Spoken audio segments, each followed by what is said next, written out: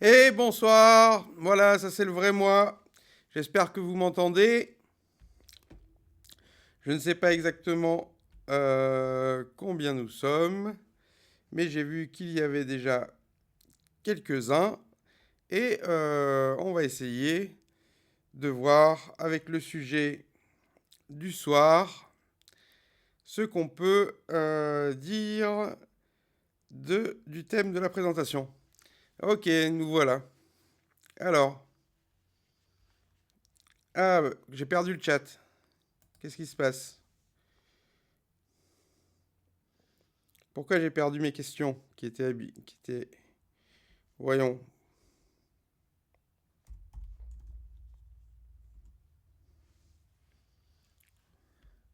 Ok, c'est bon. Très bien. Bon, bah alors, je vais commencer avec. J'espère que tout le monde est là.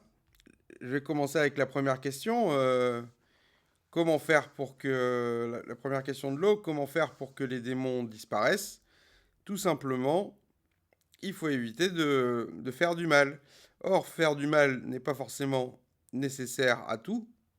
Et à partir du moment où on conçoit qu'il n'est pas nécessaire de faire du mal pour être content et faire tout ce qu'on a besoin de faire, alors l'équation est d'ores et déjà résolue. Et j'imagine qu'il n'est pas question d'autre chose au niveau social que d'évoluer jusqu'à une société où on n'a plus besoin du mal pour que chacun s'y retrouve. Alors, est-ce que quelqu'un a une nouvelle question? Ou est-ce que euh, Lo, tu estimes que j'ai bien répondu à ta question? Alors, Chris, tu auras toujours des gens mauvais. Certes, on peut se dire qu'il y aura toujours des gens mauvais, mais ces gens mauvais, finalement, sont aussi des... ne sont pas mauvais pour rien, certainement. C'est-à-dire que, euh, en fait, souvent les gens mauvais sont des gens qui eux-mêmes ont souffert de quelque chose pour cela. Et finalement, il suffit peut-être de résoudre l'origine du mal pour résoudre ce problème. Bien sûr qu'il y aura toujours la tentation de faire du mal si ça rapporte quelque chose. Donc dans ce cas-là, on aura envie de se dire qu'il faut plus de police, plus de justice. Mais je ne suis pas persuadé. Je pense que multiplier les prisons et les forces de l'ordre, comme on le voit aux États-Unis, ou comme ça peut être la tendance aujourd'hui, aux États-Unis, il n'y a pas moins de crimes parce qu'il y a plus de prisons. Alors qu'en Hollande, il y a de moins en moins d'incarcérés. Je pense que, de une, on n'est pas mauvais pour rien.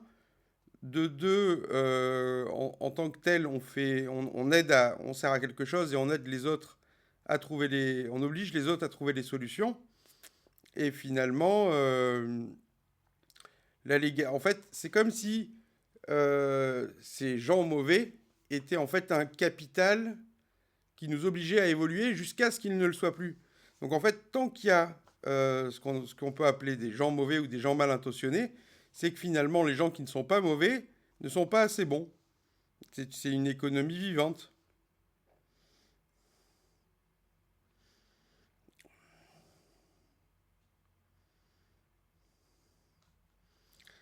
Alors, euh, donc Chris, j'espère que j'ai répondu à ta question. Quant à la nature humaine, personnellement, je pense qu'elle n'est ni bonne ni mauvaise et qu'elle cherche juste son intérêt et son bien, finalement. C'est vrai que s'il n'y a pas besoin de faire quelque chose de répréhensible pour obtenir ce qu'on veut ou ce qu'on a besoin, pourquoi faire quelque chose de répréhensible?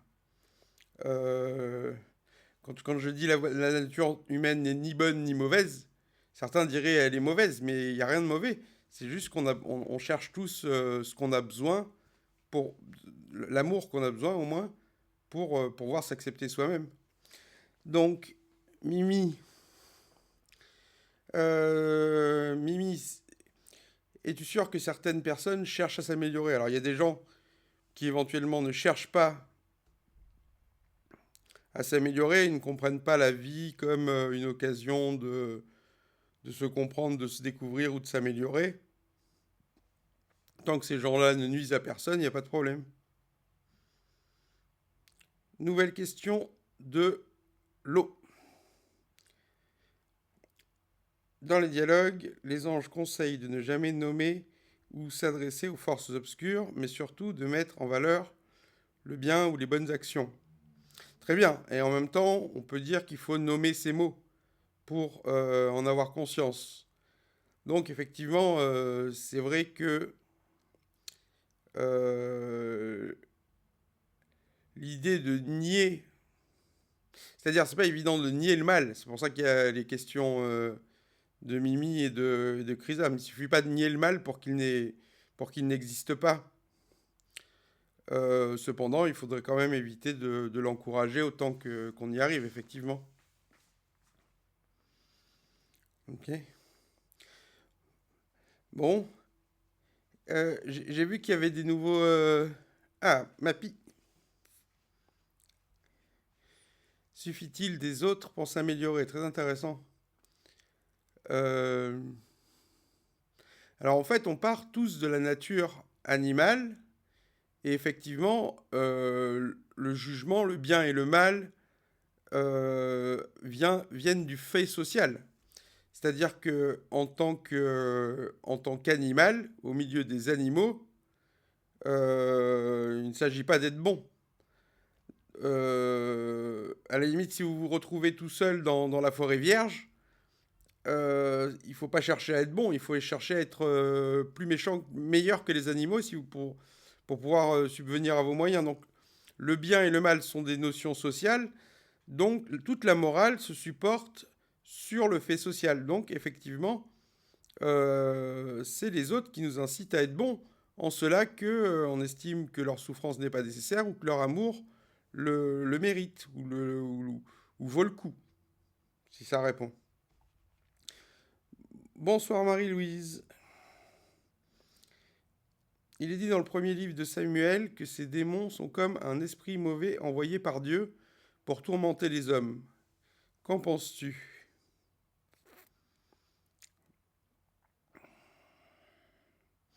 Et oui, donc la définition de la Bible, c'est que Dieu se sert du mal pour corriger le bien, finalement. Et donc qu'il n'y ait aucun mal qui soit innocent, voire non nécessaire, vu que justement il exprime le besoin de devenir moral ou de s'élever pour éviter sa malédiction, entre guillemets. Alors, donc j'ai bien dit, on a bien vu que finalement le mal maudit le mal. Au départ, le mal ne maudit pas le bien, parce que le bien n'a pas besoin d'être maudit. Le mal s'occupe de maudire le mal. Donc on peut imaginer qu'en étant soi-même bon, on évite tout simplement la nécessité du mal, et qu'alors, dans la fin de son utilité, il disparaisse. C'est un peu ce que je dis de la police. Effectivement, si tout se passait bien tout le temps, il y aurait moins besoin de police. Ce qui parfois semble ne pas être le cas aujourd'hui, ou du moins c'est ce qu'on nous en dit. Donc,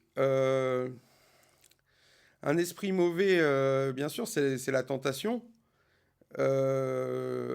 Pour autant, est-ce que quelque chose de mal motivé en soi-même se suppose en soi? C'est pas sûr.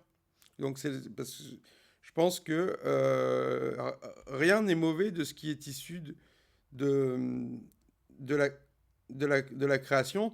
C'est que du matériel, entre guillemets, qui veut permettre notre amélioration ou notre perfection. Chacal à l'Arial, très bien. Bonsoir. Mais le mal, ou la dimension mauvaise d'une personne, n'est-il pas une construction sociale? Par exemple, aux États-Unis, les républicains pensent que les démocrates sont le mal et vice-versa. Ou bien le mal est-il universel? Et c'est très intéressant cette question de la définition du mal. Justement,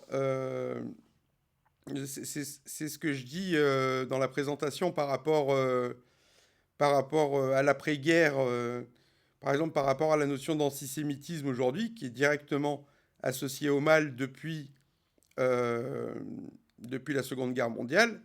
Avant la Seconde Guerre mondiale, l'antisémitisme était très répandu dans la société française et ailleurs. Donc tout ça est vivant et c'est une construction sociale qui se base sur l'histoire. Et en fait, non pas que le bien et le mal soient forcément relatifs, mais c'est vivant. Notre idée du bien et du mal progresse jusqu'à justement que chacun soit d'accord sur sa définition. L'unité du genre humain qui est promise pour la fin des temps ou pour après l'Apocalypse, c'est jamais qu'un espèce de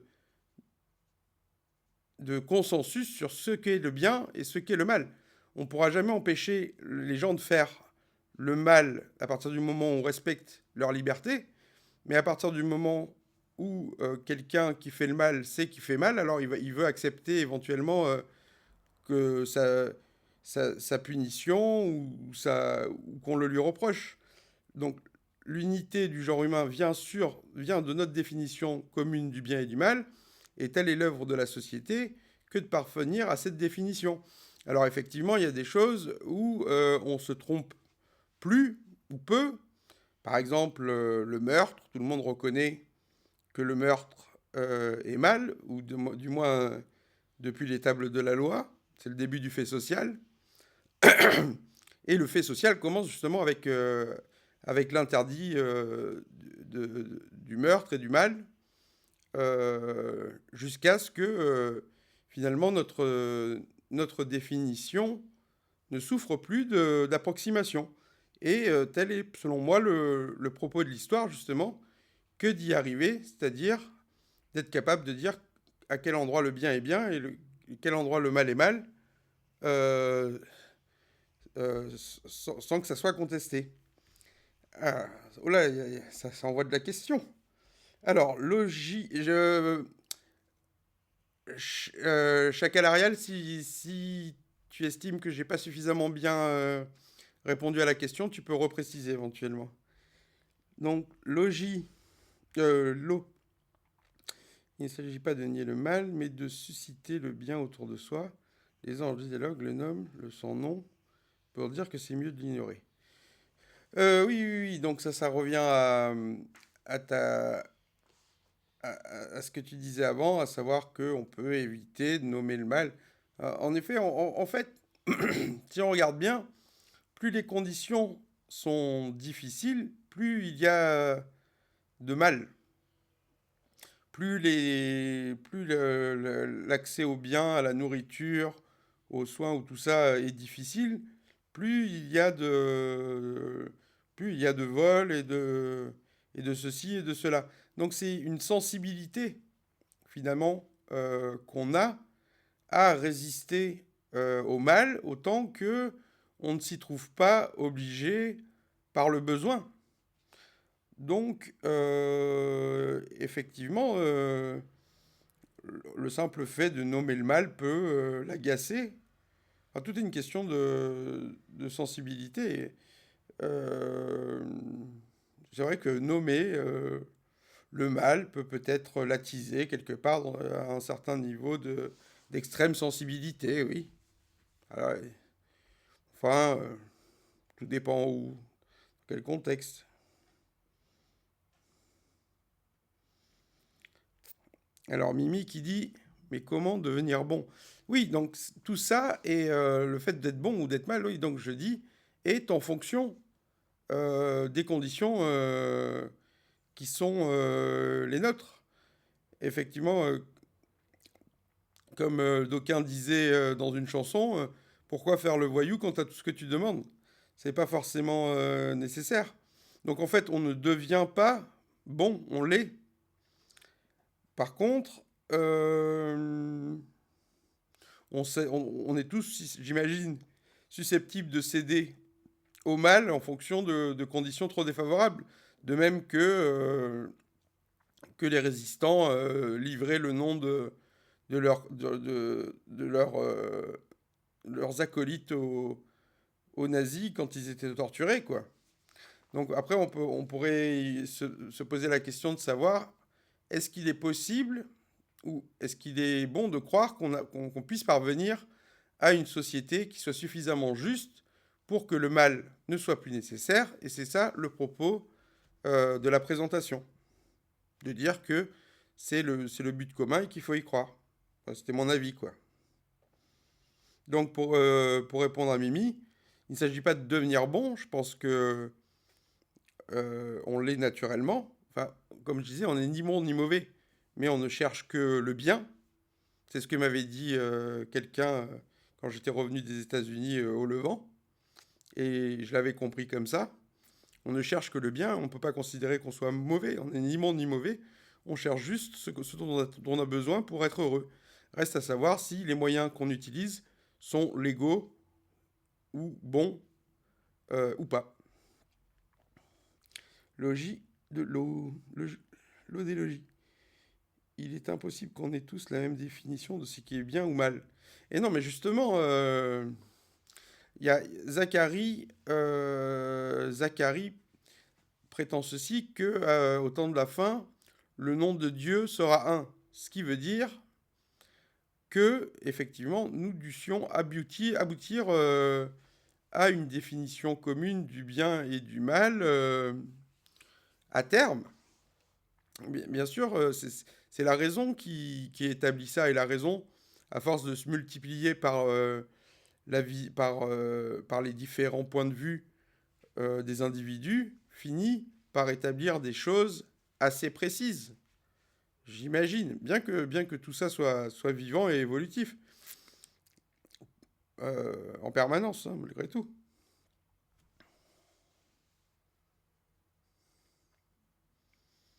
Bon, euh, donc, donc ceci est la deuxième présentation, c'était le mal après le bien, dans la mesure où justement il s'agit d'essayer de définir le bien et le mal pour permettre le jugement et donc la liberté, tel que ça se passe dans la Genèse par exemple. Donc c'est ici la deuxième émission préliminaire, et dès la semaine prochaine, nous rentrerons dans des sujets plus précis et moins vagues que ces deux premiers. Est-ce que quelqu'un a encore une question?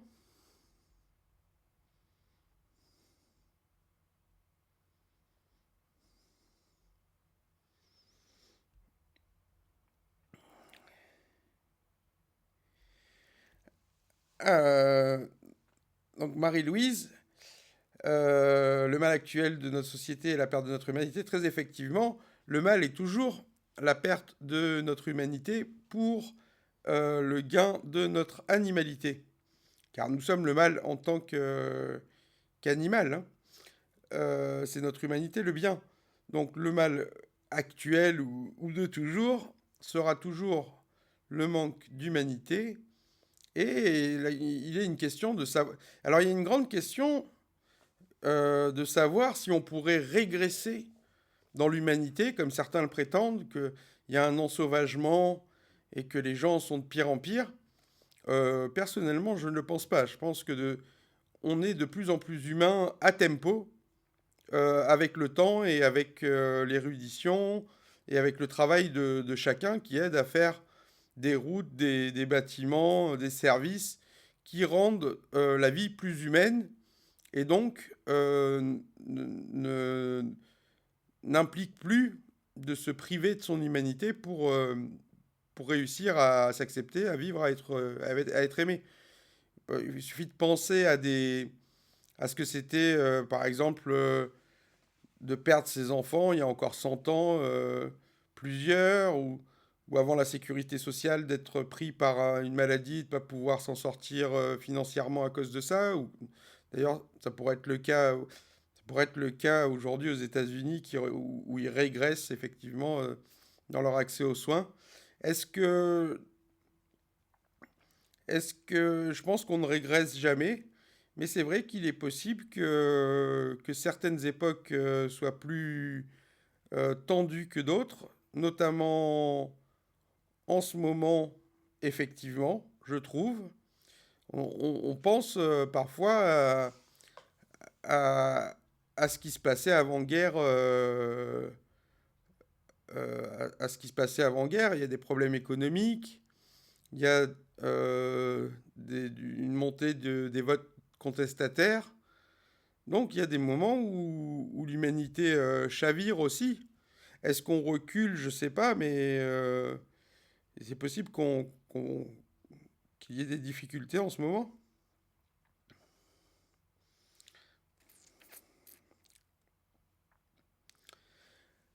Alors oui, effectivement, il y a des forces. Par exemple, le transhumanisme en est une qui voudrait nous déshumaniser et nous transformer en robots.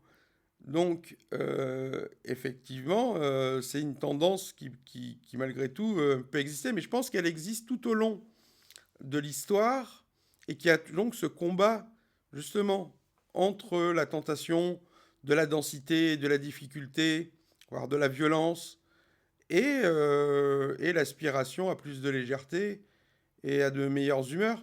C'est vrai que quand on regarde le fil X, depuis que c'est racheté par Elon Musk, y a il y a des combats, des, des gens qui meurent et tout, il y a des choses horribles, et effectivement, on est peut-être à un tournant où il va falloir qu'on affirme un peu mieux ce vers quoi on veut se diriger collectivement, parce que certains peuvent rêver de transformer l'homme en machine ou des choses, des choses bizarres aussi. Je ne sais pas si vous voyez Laurent Alexandre qui parle des implants cérébraux que prépare Elon Musk et qui dit que bientôt seuls ceux qui seront implantés auraient droit de citer, le droit de s'exprimer pour la direction de la société parce qu'ils seraient beaucoup plus intelligents que les autres et que les autres n'auraient donc plus leur mot à dire étant donné qu'ils seraient plus haut niveau. C'est absolument terrible de penser des choses comme ça et c'est pour moi concevoir l'humanité comme quelque chose c'est très peu intelligent pour le coup de comprendre que l'homme soit réductible à son intelligence comme ça. Donc tout est possible et d'ailleurs comment dire, Hitler voulait faire un Reich de 1000 ans. C'était pas très clair son histoire. C'est sûr qu'il y a des moments aussi où il faut savoir se battre. Il a fallu se battre pour la liberté. Là, il y a des moments où où peut-être les choses sont plus difficiles. L'humanité est à défendre et plus difficile à défendre que d'autres.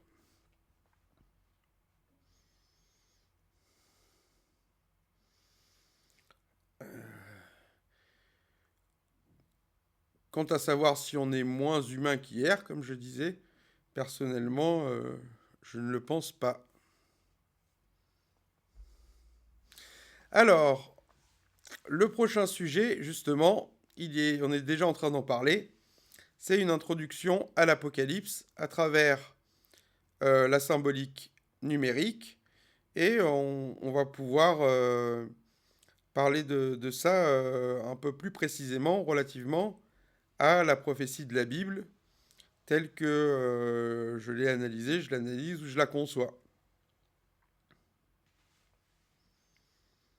Bon. Écoutez, si tout le monde est d'accord, on n'est pas forcément obligé d'aller plus loin. Et on peut déjà se dire rendez-vous la prochaine fois. Est-ce qu'il y a une dernière question peut-être? Un dernier mot? Pour Platon, si l'on agit mal, c'est par ignorance du bien. Oui, certainement. Quelque part, enfin l'ignorance est une des trois bouches du diable chez Dante, avec la peur et je sais pas quoi. Et effectivement,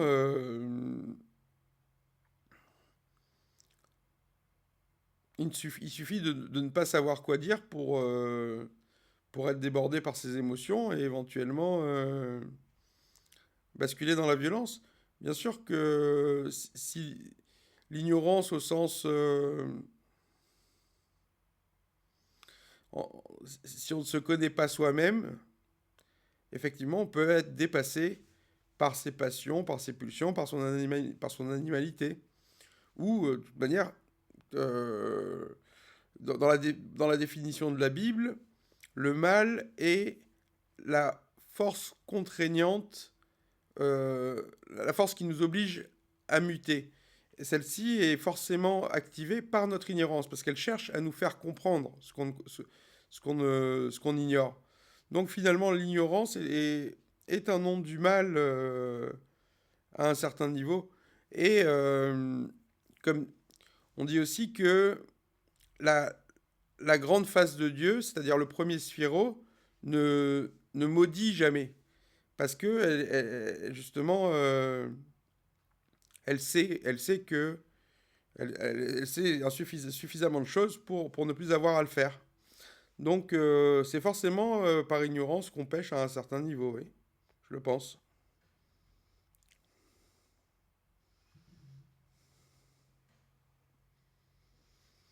Ah, très bien.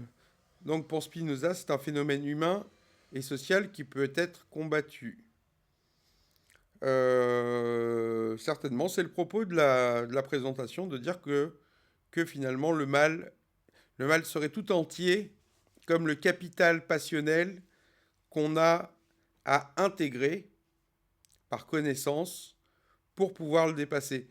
Et à partir du moment où effectivement on comprendrait suffisamment bien qui nous sommes et ce que nous sommes, euh, ça suffirait à empêcher le mal. De la même manière que quelqu'un qu'on couvre de suffisamment d'amour n'a pas envie de décevoir celui qu'il aime et évite donc de faire mal, parce qu'il pourrait décevoir.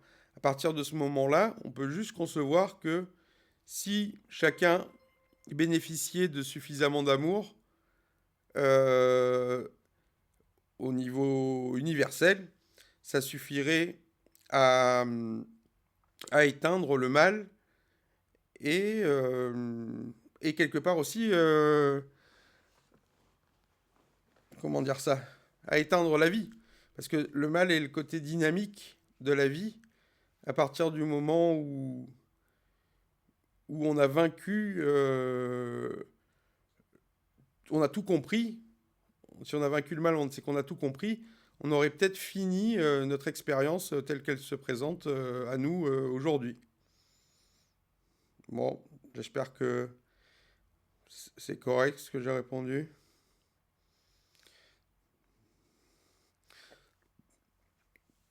Donc, dire que le mal est un phénomène humain, j'en suis pas sûr. Le mal, je pense qu'il est dans je pense qu'il est dans la nature aussi. Le mal, il est partout.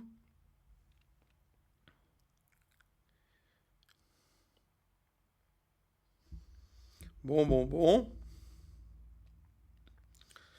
On est OK?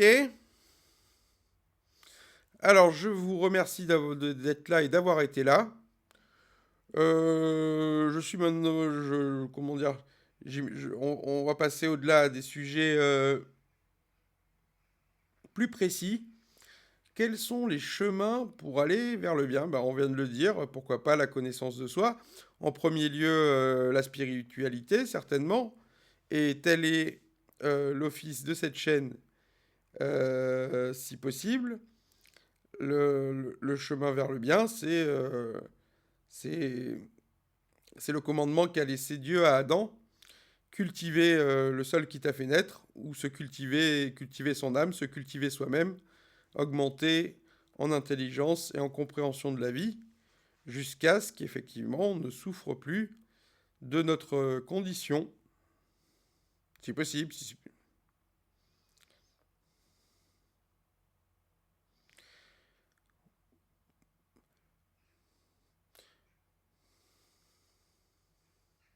Oui, bien sûr, le connais-toi toi-même est assez fort, est assez riche et assez profond, finalement.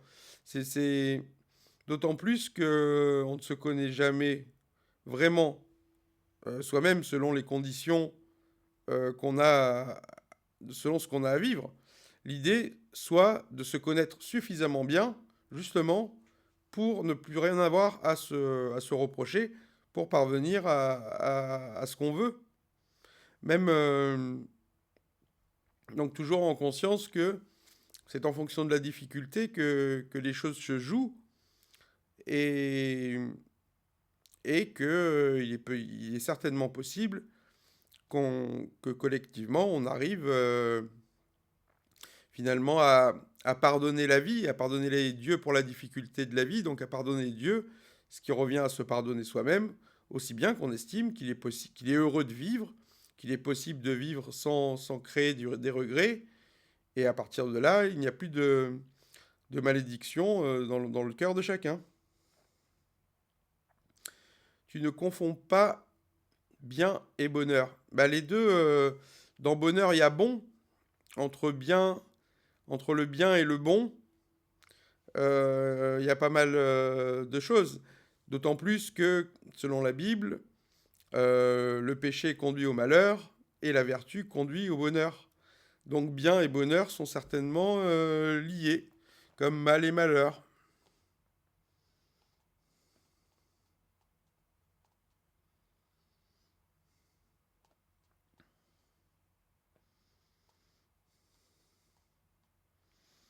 Et pour finir sur le connais-toi toi-même, euh, est-il, moi je comprendrais, enfin, la question est-il possible de se connaître suffisamment bien pour pouvoir vivre heureux serait la proposition à laquelle j'adhère personnellement.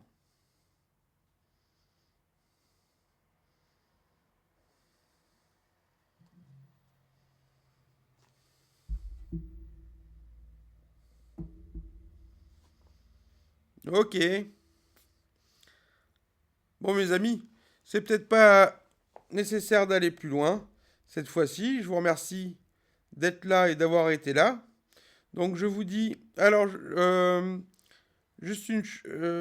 Donc, la semaine prochaine, je diffuserai le sujet avant 18 h. Comme ça, le live et enfin, les questions commenceront à 18 h. Je publierai, bien sûr, le nouveau sujet lundi, comme tous les lundis. Si vous avez des commentaires ou des questions ou des suggestions, vous pouvez les faire. Sinon, je vais vous donner rendez-vous jeudi prochain pour le nouveau sujet et la nouvelle présentation.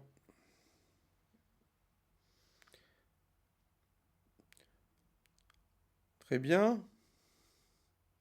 Ok.